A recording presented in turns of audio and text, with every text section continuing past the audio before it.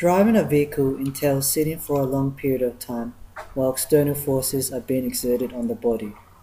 At the same time, the feet are not grounded to offer support or stability. Sitting in a bad posture for a prolonged period of time can lead to chronic injury or harm.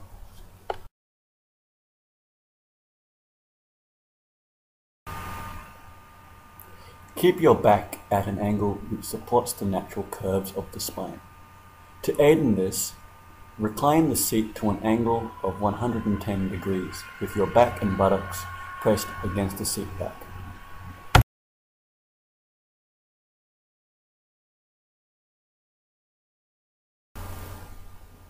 An important consideration is the seat distance to the pedals. Your knee should remain slightly flexed at around 120 degrees with the pedals fully depressed. If the seat distance is too close, for example with knees flexed at 90 degrees, this will result in cramping and a limited range of motion. Over long distance driving, this can lead to deep vein thrombosis. Also, if an accident were to occur, there is a risk the deployment of the airbag would suffocate you.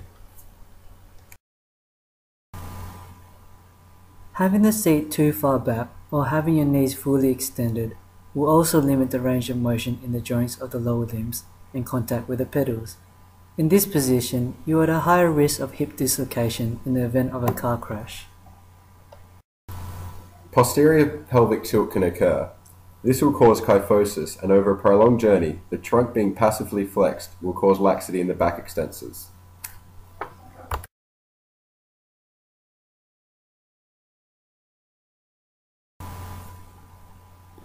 Right or left pelvic tilt could occur while holding an object in your back pocket, commonly a wallet, or sitting towards the edge of your seat. This causes lateral bending of the spine.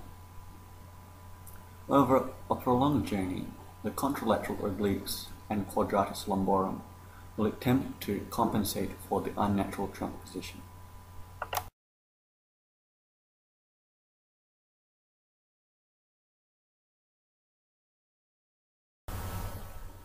The seat should be in a position where your hands are at a 10 and 2 o'clock position at the steering wheel, with the elbows slightly flexed.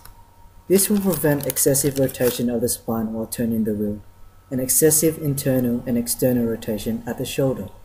Driving with both hands at the top or with one hand will have the same adverse effect.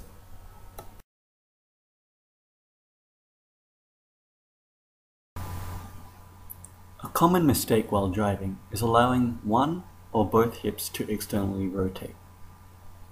Sitting in this position for a long period of time can cause nerve impingement.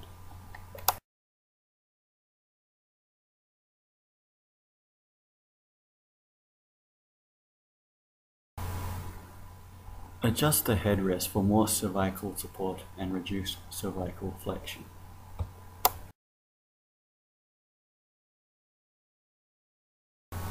If the chair doesn't have lumbar or lower back support, put a firm pillow in there.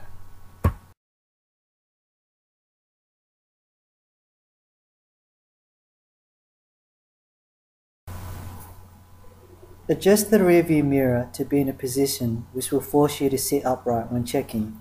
This is a reminder to stop you from slouching.